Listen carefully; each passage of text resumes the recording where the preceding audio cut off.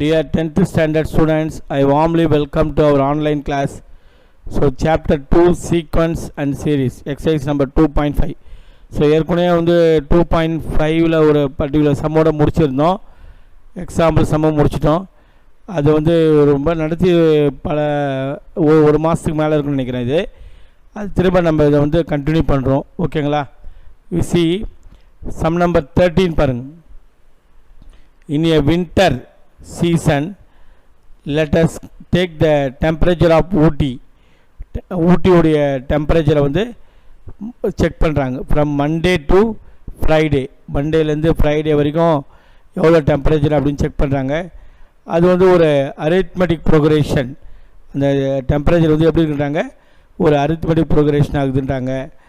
Some of the temperature from Monday to Wednesday. So Monday to Wednesday பார்த்தீங்கன்னா 0 degree Celsius. Sum of the temperature from Wednesday to என்ன சொல்கிறாங்க, Wednesday to what Friday இது what 18 degree Celsius. Find the temperature on each 5 days. So 5 நாளும் எவ்வளோ temperature இருந்ததுன்னு கேள்வி கேட்குறாங்க. அதுக்கு பதில் சொன்னோம். ஸோ டெம்பரேச்சர் ஆஃப் மண்டே அதை வந்து ஏன்னு வச்சிடும், ஏன்னா ஏபி தானே, அதனால் A. The temperature of Tuesday A plus D. Temperature of Wednesday A plus 2D. Temperature of Thursday A plus 3D. Temperature of Friday A plus 4D. இப்போ அவங்க என்ன சொல்ல வராங்க அப்படின்னு சொன்னால், sum of the temperature from Monday to Wednesday. Monday to Wednesday வந்து 0 degree Celsius. So Monday என்னது A, Tuesday என்னது A plus D, அடுத்தது வந்து வெனஸ்டே வந்து A plus 2D. இது மூணுத்தையும் ஆட் பண்ணால் 0 degree Celsius. A plus D A plus 2D equal what 0 degree Celsius. இப்போ நீங்கள் எல்லாத்தையும் ஆட் பண்ண, ஏலாம் ஆட் பண்ண 3A, டி ஆட் பண்ணனா வரும் 3D. 3A plus 3D equal what 0 degree Celsius. 3ஆல் டிவைட் பண்ணிட்டீங்கன்னா என்ன வரும், A plus D equal what 0. இது ஒரு ரிசல்ட்டாக வச்சுங்க. ஓகேவா? அடுத்த ஸ்டேட்மெண்ட்டை படிங்க. அடுத்து என்ன சொல்கிறாங்க, sum of the temperature Wednesday to Friday is what 18 degree Celsius. அப்படின்னா என்ன, வெனஸ்டே உடைய டெம்பரேச்சர் வந்து A plus 2D, Thursday உடைய டெம்பரேச்சர் வந்து A plus 3D, Friday உடைய டெம்பரேச்சர் A plus 4D. இது எல்லாத்தையும் ஆட் பண்ணால் எதுக்கு சமம், 18 டிகிரி செல்சியஸுக்கு சமம். இப்போ நீங்கள் என்ன பண்ணுங்க, ஏலாம் ஆட் பண்ணால் 3A, டி ஆட் பண்ணுங்க 2D plus 3D 5D plus 4D 9D வரும். So 3A plus 9D equal to what 18 degree. இங்கேயும் 3ஆல் டிவைட் பண்ணிட்டீங்கன்னா A plus 3D equal to what 6 வரும். இது equation number 2. Solving 1 and 2. 1 2 solve பண்ணுங்கள். A plus D equal to 0, A plus 3D equal to what minus 6. A cancel ஆகிடும். minus 2D equal to what minus 6 வரும். ஓகேவா? you see D equal to what 3 வரும்.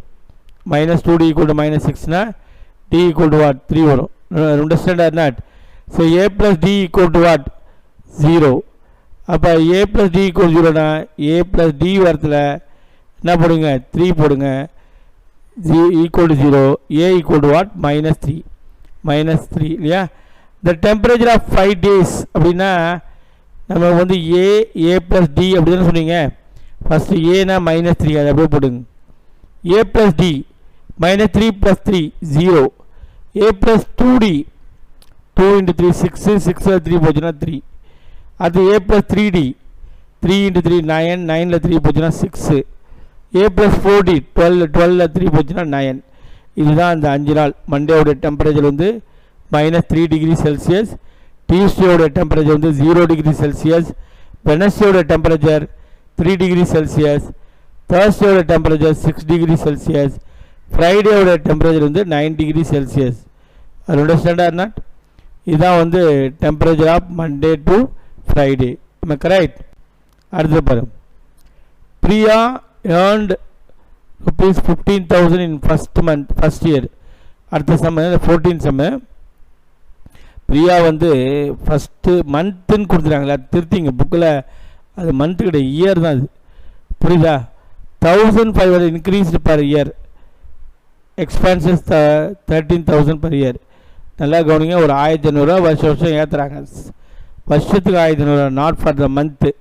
இது புக்கில் month இருக்குது, அதை நீங்கள் திருத்திக்கணும். நான் வந்து இயர்னு கரெக்டாக தான் போட்டிருக்கேன்.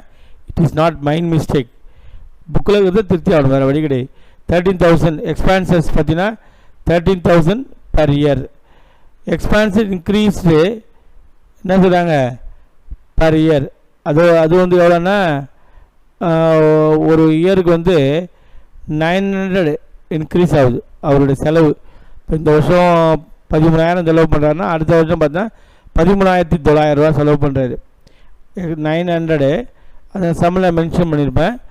How long will it take for to save 20,000 per year? ஒரு இயருக்கு 20,000 அவர் சேவ் பண்ணுன்னா எத்தனை வருஷம் கழிச்சு அந்த அமௌண்ட்டை சேவ் பண்ணுவார்? அதுக்கு தான் நான் ஒரு இது போடுறேன், ஒரு சார்ட் மாதிரி. First year salary expenses saving. First year வந்து அவருடைய சேலரி வந்து 15,000. அதில் வந்து அவர் 13,000 செலவு பண்ணிட்டார். சேவிங் எவ்வளோ இருக்குது? 2,000. நல்லா புரியுதா உங்களுக்கு? செகண்ட் இயருடைய சேலரி வந்து பார்த்தீங்கன்னா நான் சொன்னேன் ஃபஸ்ட் இயரை விட செகண்ட் இயரில் ஒரு 1,500 கூட. அப்போ எவ்வளோ வருது? 16,500, 16,500. சரி, இது வருமானம். அப்போ அவருடைய செலவு அதே மாதிரி என்ன அப்படின்னா செகண்ட் இயர் வந்து செலவு கொஞ்சம் கூடுதலாகுது. 13,900. முதல்ல போன வருஷம் 13,000 செலவு பண்ணார். இந்த வருஷம் அவருடைய செலவு எல்லாம் கொஞ்சம் கூடி போச்சு, 13,900. அப்போ எவ்வளோ சேவிங் இருக்குது? 2,600. வருமானமும் அதிகமாகிடுது, செலவும் அதிகமாகிடுது. அப்போ சேவிங்கும் அதிகமாகுது. நான் சொல்கிறது புரியும், எல்லாமே அப்படியே சைமல்டேனியஸ்லி இது ஆகுது.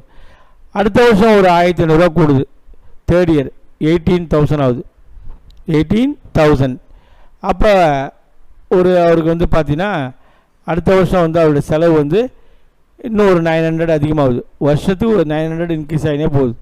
அப்போ 14,800 ரூபா. ஸோ மொதல் வருஷம் 13,000 செலவு பண்ணார். ரெண்டாவது வருஷம் 13,900 ரூபா செலவு பண்ணார். அடுத்து மூணாவது வருஷம் 14,800. இப்போ இந்த செலவு போய் மீதி எவ்வளோ இருக்கும்? 3,200. இதுதான் ஃபஸ்ட் இயருடைய சேவிங், செகண்ட் இயருடைய சேவிங், தேர்ட் இயர். இது மாதிரி லைக்வைஸ் கோயிங் ஆன். எத்தனை வருஷம் கழிச்சு ஒரு 20,000 அந்த சேவிங் இருக்குது பார்க்குறாங்க. ஸோ 2,000, அடுத்து 2,600, அடுத்து 3,200.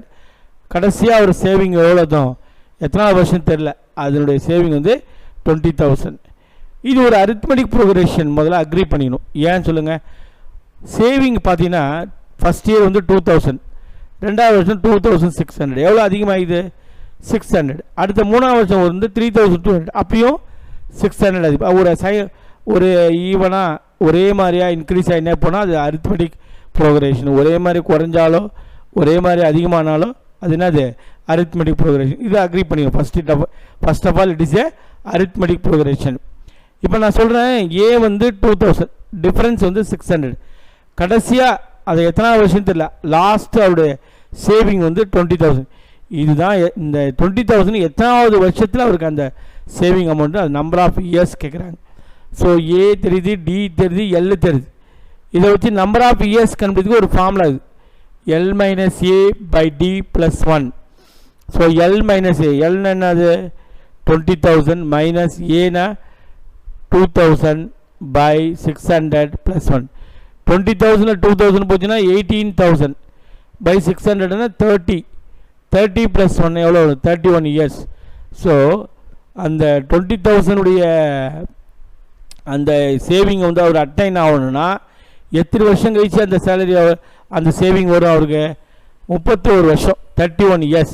At the end of the 31 years, the saving amount is what? 20,000.